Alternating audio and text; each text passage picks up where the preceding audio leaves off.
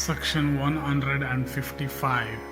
Vaisampayana said, Hidimva, the chief of the Rakshasas, seeing that his sister returned not soon enough, alighted from the tree proceeded quickly to the spot where the Pandavas were, of red eyes and strong arms, and the arms and the hair of his head standing erect, of large open mouth and body like unto a mass of dark clouds. Teeth long and sharp pointed, he was terrible to behold. And Hidimva, beholding her brother, a frightful visage, alight from the tree, became very much alarmed, and addressing Bhima said, The wicked cannibal is coming hither in wrath. I entreat thee, do with thy brothers as I bid thee. O thou of great courage, as I am endued with the powers of a Rakshasa, I am capable of going with wheresoever I like. Mount hay on my hips, I will carry you all through the skies. And O chastiser of foes, awaken these and thy mother, sleeping in comfort, taking them all on my body. I will convey you through the skies.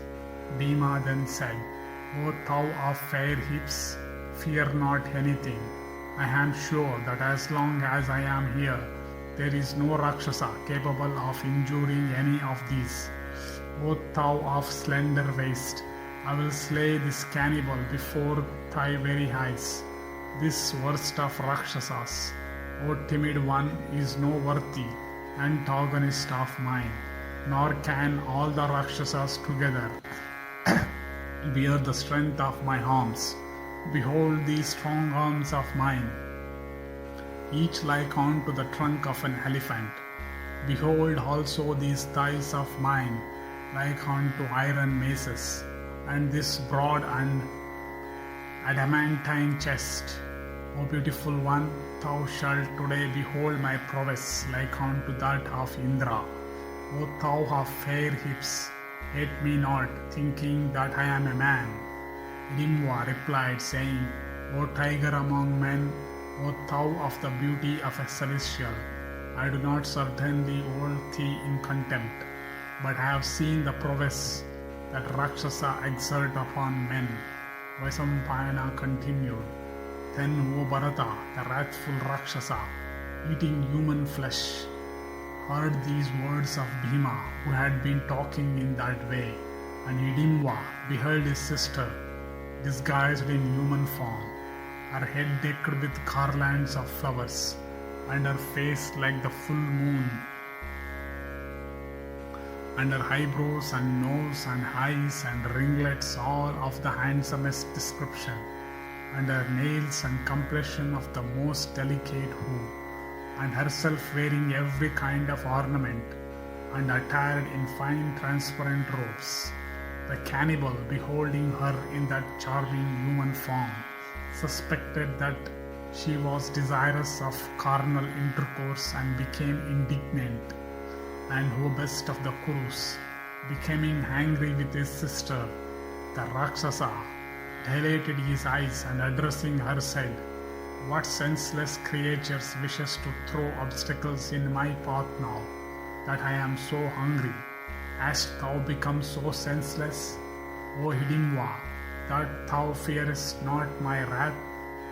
Fie on thee, thou unchaste woman, thou art even one desirous of carnal intercourse and solicitous of doing me an injury.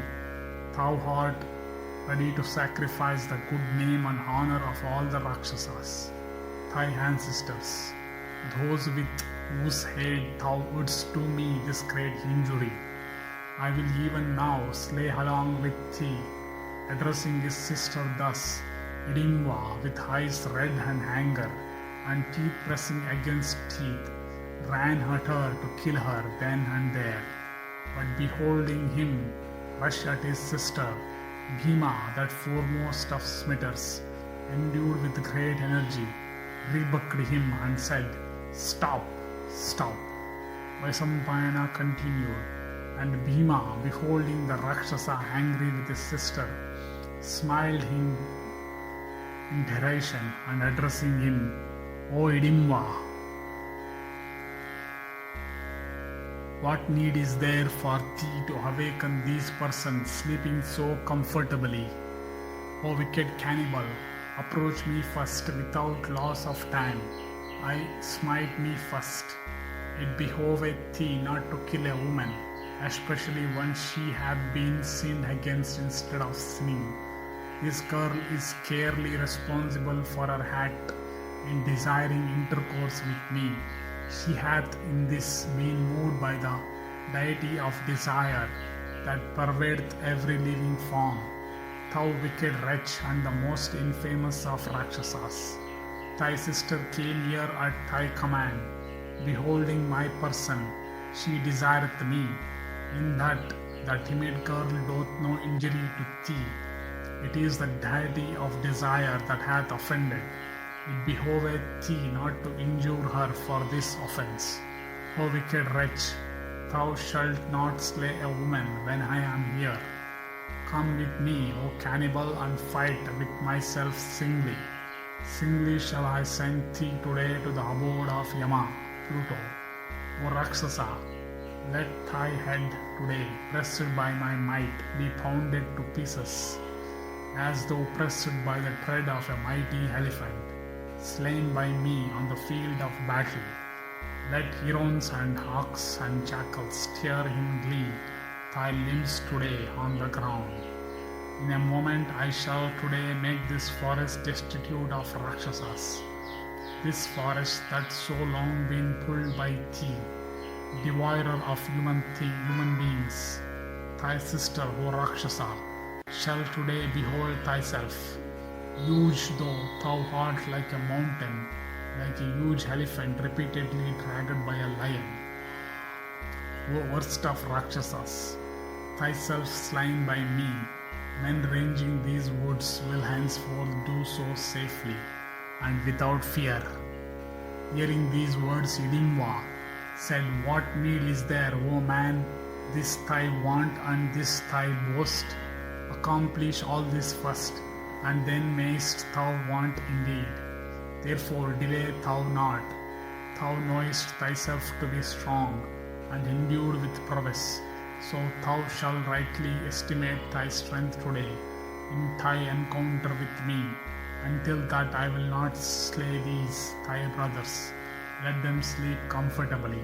But I will, as thou art a fool and the utterer of evil speeches, slay thee first. After drinking thy blood, I will slay these also, and then last of all this sister of mine that has done me an injury. Vaisampayana continued, saying this, the cannibal, extending his arms, ran in wrath towards Bhimasena, that chastiser of foes. Then Bhima, of terrible prowess, quickly seized as though in sport, with great force, the extended horns of the Rakshasa, who had rushed at him. Then seizing the struggling Rakshasa with violence, Bhima dragged him from that spot, full 32 cubits, like a lion dragging a little animal. Then the Rakshasa, thus made to feel the weight of Bhima's strength, became very angry, and clasping the Pandava, sent forth a terrible hell. The mighty Bhima then dragged with force the Rakshasa to a greater distance, lest his hells should awaken his brothers sleeping in comfort. Clasping and dragging each other with great force, both Hidimva and Bhimasena put forth their prowess, fighting like two full-grown elephants, mad with rage. They then began to break down the trees and tear the creepers that grew ground around. And at those sounds, those tigers among men, the sleeping Pandavas, woke up with their mother and saw Hidimva sitting before them. Thus ends the 155th section in the Hidimva Badha Parva of the Adi Parva.